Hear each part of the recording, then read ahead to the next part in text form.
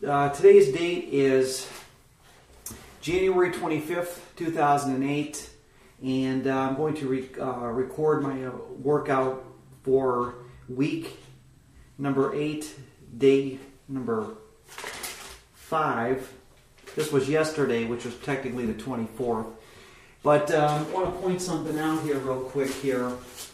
Let me start out by saying that yesterday was day 5 of my work week. I was supposed to be week 8, day 5. I was supposed to do a total rest, but I decided to run anyways because I didn't meet my plan of the day before, which is to run this superset at 2,400 meters, 800 meters, 400 meters all at one time.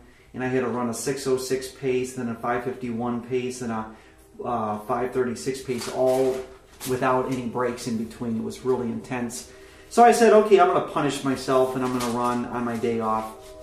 And actually, I did really, really well. In my book, Treadmill Marathon Guide, one of the things that I touched upon is there's a phenomenon known as lactate threshold. And what your lactate threshold is it's this: when you run at a fast speed, your body creates lactic acid, but your body can dissipate the lactic acid at such a rate that it doesn't hurt you. Well, if you start to create lactic acid and your body cannot dissipate the lactic acid, that's when you feel like a real burning sensation in your heart and it's real intense.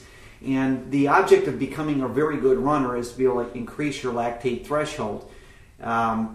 Therefore, I ran this run that's it's a perfect example of how to increase your lactate threshold here. First off, I want to say that I ran for 30 minutes. I burned off 300,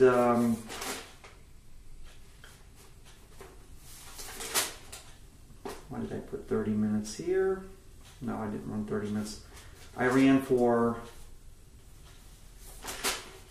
come on Steve, ran for 30 straight minutes nonstop.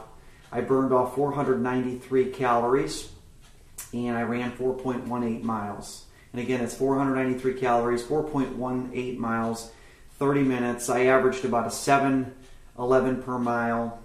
I took no break. I ran from 10:57 to 11:27 p.m. And here's how I did this workout, and this is very pertinent to marathon training.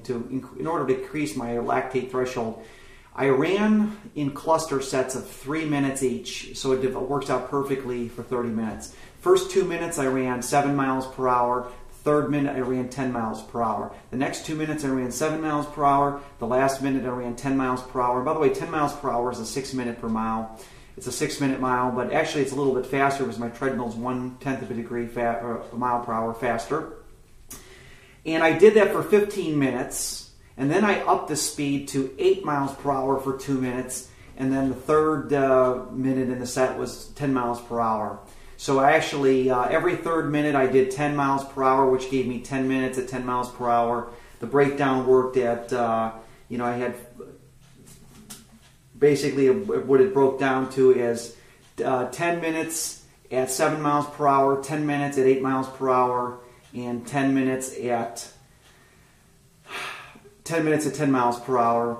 And I'm going to say something that's this is the best thing you can ever do. Instead of getting into this thing where the book says you need to run 10 miles per hour or a 6 minute mile for the next 12, 13 minutes nonstop, and then take an 800 meter slowed down break or whatever, I find out that the easiest way to still be able to accomplish the same distance is to run 2 to 3 minutes at that top speed, take about a minute and a half or 2 minutes at a slower speed, maybe 7 miles per hour, then jump right back into the speed. It's almost like your speed up, slow down, speed up, slow down. And I mentioned this yesterday. And basically what this allows you to do in your run is to increase your lactate threshold without having to kill yourself in the process of trying to do it. And it's been working wonders for me so far. I'm very impressed with my performance and cannot complain at all. And today I've got a really intense workout. Today I got to go 8 times 200 meter hill repeats. It says run 200 meters up a steep hill of 8 to 12% grade run up the hill at the fastest pace you can maintain for the entire workout. Jog down the hill as recovery between repeats. So I got to basically run 1/8 of a mile up an 8 to 12% grade hill. I'll run the fast as I can, and then of course, you've got to slow it down. So anyways, got this thing down here, and I'm going to be running up this hill here, and it looks like a pretty good opportunity for me to definitely increase my performance. And this is a lot of fun. Using a treadmill is a wonderful thing. And if you go to my website, it's called treadmillmarathon.com. It's treadmill-marathon.com, as you can see on your screen.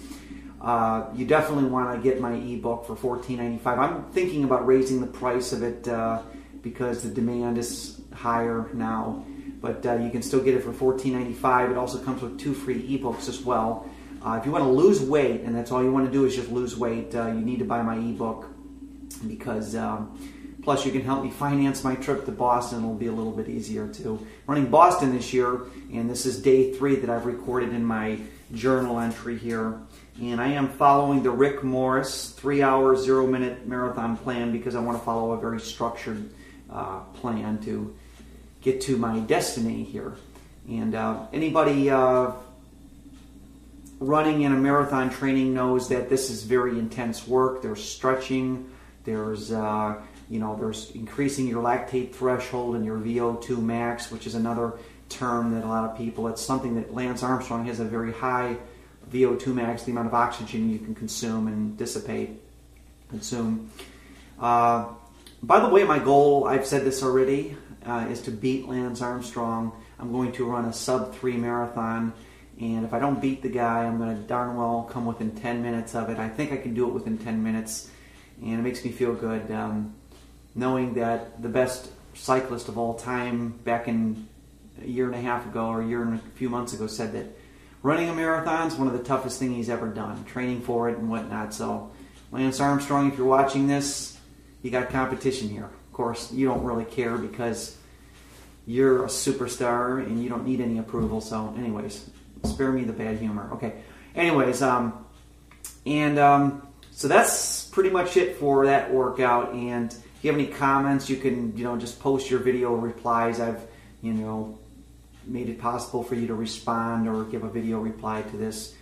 And marathon training, I tell you, this is I will say, I will add one interesting point here about marathon training and running. It's got to be one of the most euphoric things you can do. When you run in a marathon and you train, the people that you're surrounded around, it's like brotherly love without the LSD. The difference between the hippies of the 60s that got high, they became the yuppies of the 80s. They went from brotherly love to narcissistic, I'm better than you. Whereas in marathon training and running, when you're running in a marathon, everybody's your friend. You don't have enemies, man. I don't care if it takes you 6 hours to finish it or 2.5 hours, and you're a superstar in the top 1% or less. It really is a brotherly love fest without all the drugs, and it's real brotherly love. It's not the old phony, narcissistic individualism. This is great. I'd like to take every prison inmate and force them onto a diet of marathon training.